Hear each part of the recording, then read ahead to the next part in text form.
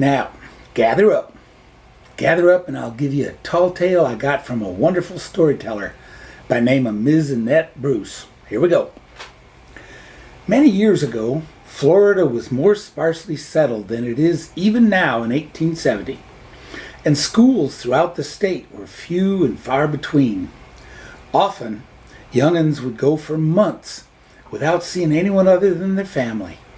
Their education, for the most part, depended on their mother, and well, if she died while they were still young, the children's education was often unfinished. Now, there was one fella, Hiram Perkins, who took exception to this.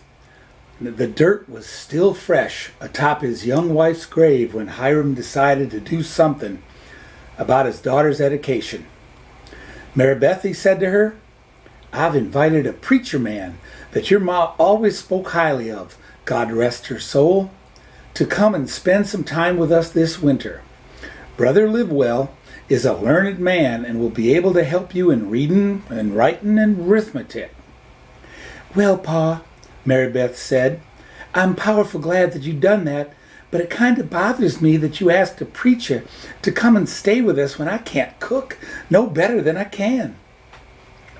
"Daughter," Hiram said, "don't you worry about the cooking. I'll take care of that.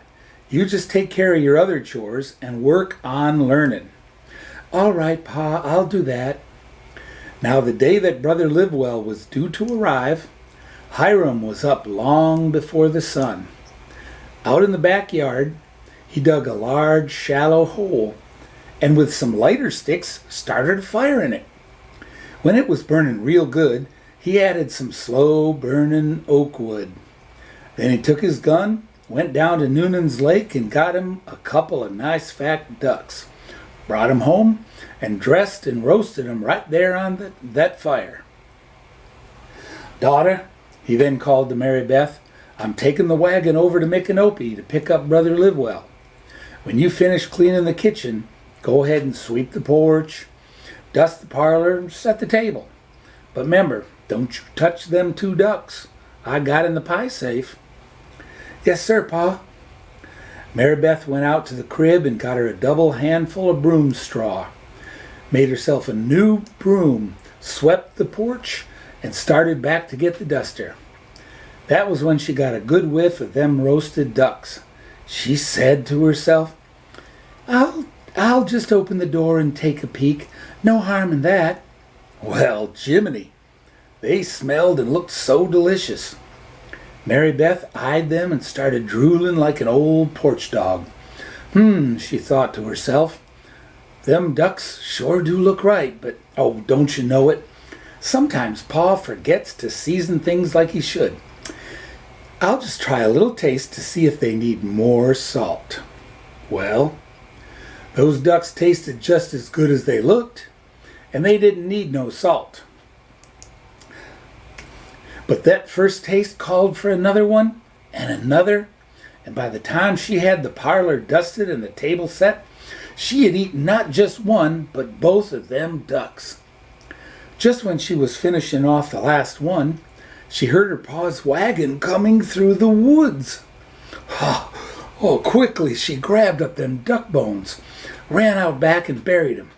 She rushed back to the house, washed her hands, and was on the porch, prim and proper to greet her pa and Brother Livewell. Now Hiram, filled with pride, introduced his daughter to Brother Livewell. "You certainly are the image of your late mother, God rest her soul," proclaimed Brother Livewell. "Now, daughter," said Hiram, "you take Brother Livewell into the parlor, get acquainted with him while I finish up dinner." Mary Beth had just got the preacher seated when she heard her pa honing a knife on his razor strop, and she knew he would soon be looking for those ducks. She also knew that she would be in powerful trouble when he didn't find them. Mary Beth thought for a moment, got herself an idea, took a deep breath, and just started to cry. "Why, young woman, what is the matter?" asked the preacher. "It's just too dreadful, I just can't tell you," said Mary Beth between sobs. Now I am here to help in any way that I can, but you shall have to tell me your problems or I cannot help you." "But Pa is so good in most ways. I don't want to tell on him." "I understand," said the curious preacher, "but you can tell me." "Well," sobbed Mary Beth, "please understand. This is his only fault, but it is a bad one." "What is it then, child?" "He just keeps on inviting preachers out here." "Why, whatever could be wrong with that?" And Mary Beth, why, she just told the preacher the biggest fib ever. "He always cuts off both their ears," cried Mary Beth. "Well, that's no what did you say?"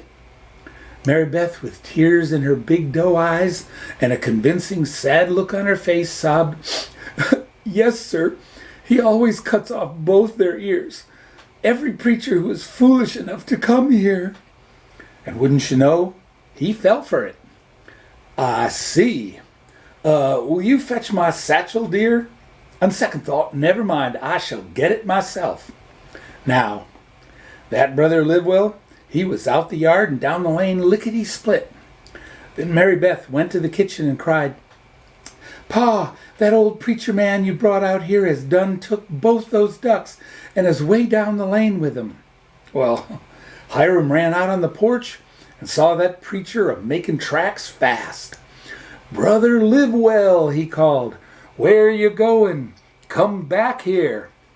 Brother Livewell called back over his shoulder, "I'm telling you right now, you'll not be getting your carving knife anywhere near these two." And he kept running as fast as he could right on back to Micanopy. Hiram just stood there until the preacher was out of sight. He shook his head. "Mary Beth, I am so sorry about Brother Livewell.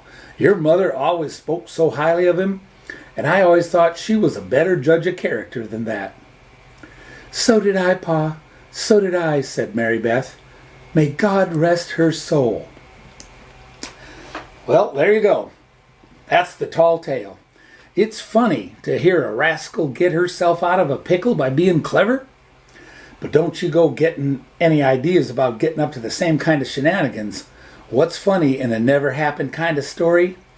Oh, that won't be so in real life. Learned that the hard way once when I was a young man and I tried something I heard in a tall tale. Well, it went down hard 'cause it were in real life and not in a story. Nobody laughed, I can tell you. So I'm hoping you realize that if Mary Beth was a real girl, and if she just minded her pa in the first place, she wouldn't have had anything to fret about. Of course, then I'd never have told it as a story neither. Wouldn't have had to.